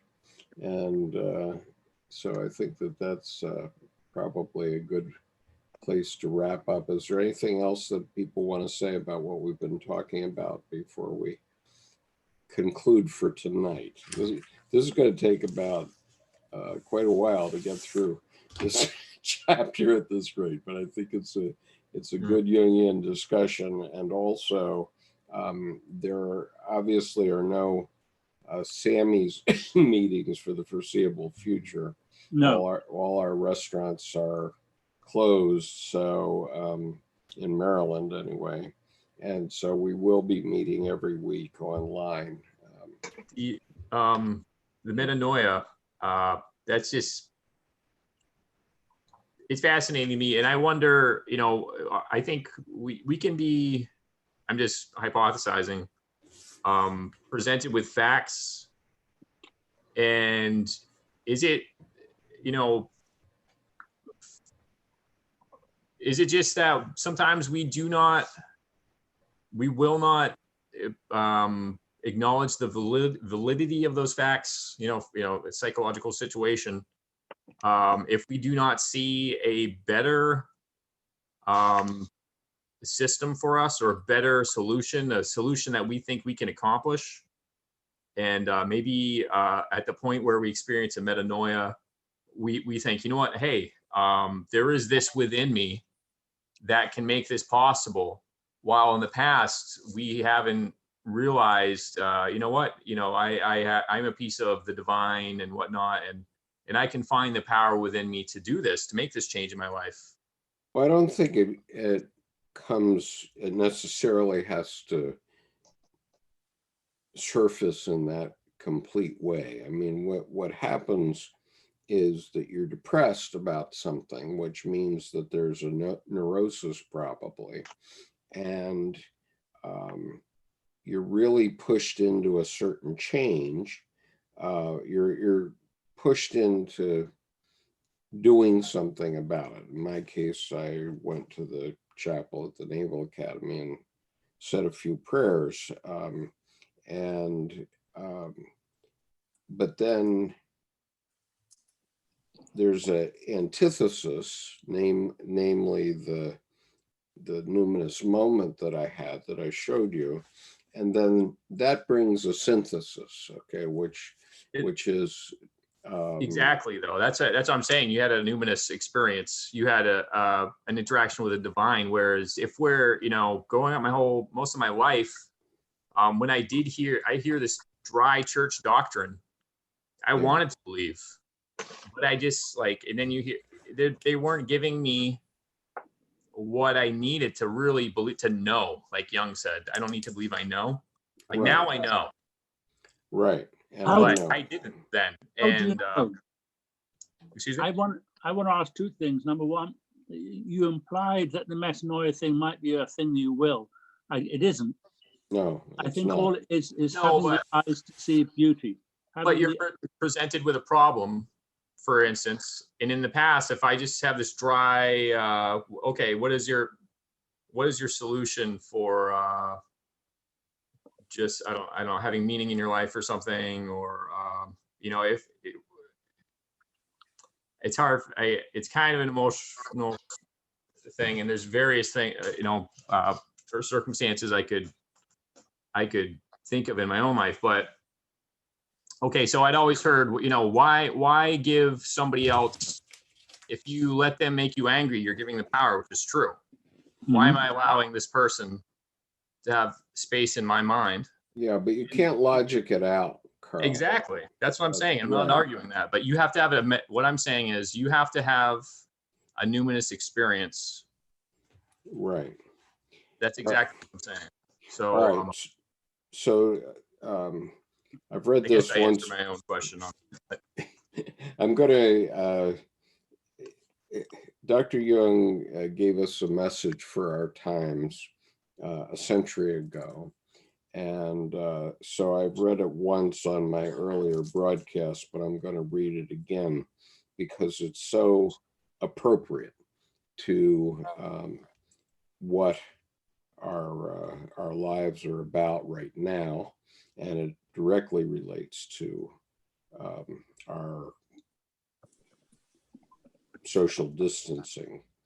So this is the last page of the first chapter of the Red Book. I'm reading from the Red Book by C.G. Jung, Reader's Edition, page 126, and I think it's page 231 in the folio edition. But here's what Dr. Jung said, and this is a message for us today. I will be no savior, no lawgiver, no master teacher unto you. You are no longer little children. Let's see, can we, let's mute. I'm going to mute you, Dave Gray, because there, okay. All right. You are no longer little children. Giving laws, bettering, making things easier has all become wrong and evil. May each one seek out his own way. The way leads to mutual love and community. Men will come to see and feel the similarity and commonality of their ways. Laws and teachings held in common compel people to solitude so that they may escape the pressure of undesirable contact. But solitude makes people hostile and venomous. Therefore, give people dignity and let each of them stand apart so that each may find his own way, his own fellowship, and love it. Power stands against power, contempt against contempt, love against love.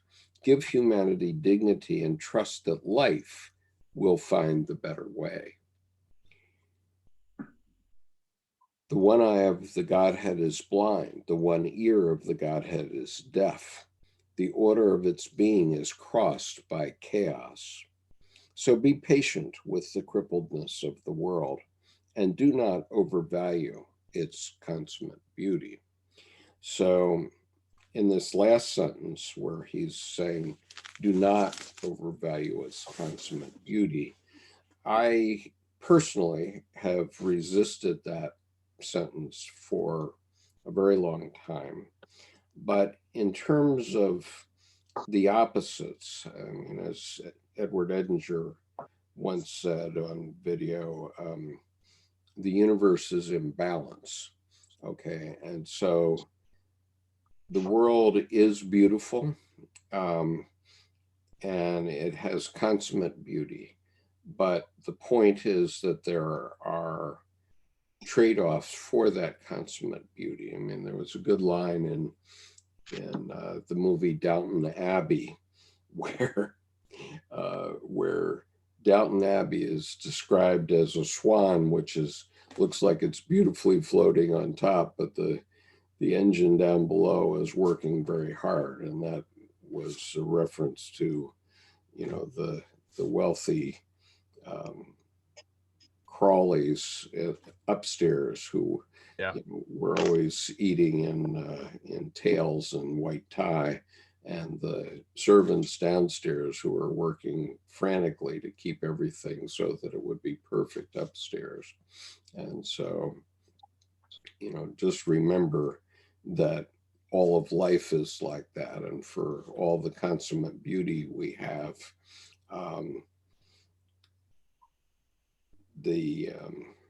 there's a lot of work. I remember the line from Pookie Adams, believe it or not. You probably don't know who Pookie Adams is, but she was played by Liza Minnelli in the movie The Sterile Cuckoo. And one of her lines was something like, you know, I've often thought that we only get 15 minutes of happiness in our whole lives. And sometimes you just wonder when your 15 minutes is up. Something I was thinking of too, with respect to don't get too enamored with the consummate beauty, is Yellowstone National Park in Wyoming. It's a beautiful park, but it's actually the world's largest potential volcano. Super volcano.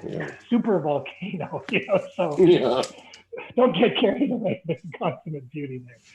Was that the last passage of the Red Book? Could you just No, it was the last page of the first chapter, which is called The Way of What Is to Come. Okay. And I mean, the way of what is to come is that life will find a way. Okay. life will find the way. You know, we're stupid. We can make laws. We can do all kinds of flailing around. Our president's got an open mic every night on all the cable channels right now, and he's obviously just flailing around. But in the end, life is going to answer it and solve the coronavirus. And you know, life in the form of the researchers who are trying to create the vaccine, life in the form of our healthcare workers who are fighting to save people's lives, life in the form of people willing to be quarantined for a year and a half. And it's like a prison sentence, actually. I mean, you know, my wife and I don't feel we can go out, if not for ourselves, for my mother-in-law, who's 90 years old this year. And so we're not letting her go out, and we're shopping for her. And, you know, fortunately, in the last month, we took her to see a ballet, the first one she ever had seen live in her lifetime, which was Swan Lake, quite beautiful. And then we took her to see Wicked at the Hippodrome, which is a big public theater here in Baltimore. And so fortunately, we got those two things in about 2 weeks ago. and then this collapse of the society is unbelievable. Your quote about Jung and life reminded me of Rilke's beautiful poem. Do you know that lovely poem, Go to the Limits of Your Longing? Right. And the poem about life, the stanza about life is, nearby is the country they call life. You will know it by its seriousness. Mm-hmm. Yeah. It's a beautiful poem. Yeah. Rilke knew what he was talking about. Okay, so we've now read 2.5 pages of chapter 12.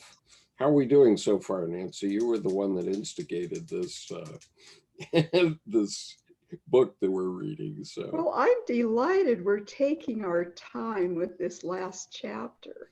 Yeah, I think our times together have been so very rich as we've worked with it. Yeah, I agree. I've enjoyed all the panels on the book. I think it's been a good experience. Right. Well, we have a lot of this chapter to go. I just so you know, we're on page 329 and it goes to 354. So we probably have about three months to go to get through it. But anyway, thank you all for being here tonight. I'll see you next. Well, I'll see most of you on Wednesday, but I'll see everybody else next Monday at 8 p.m. U.S. Eastern Time. And so thank you for participating in this tonight. It's been very good, I thought. So peace. Take care. Thanks, Kip.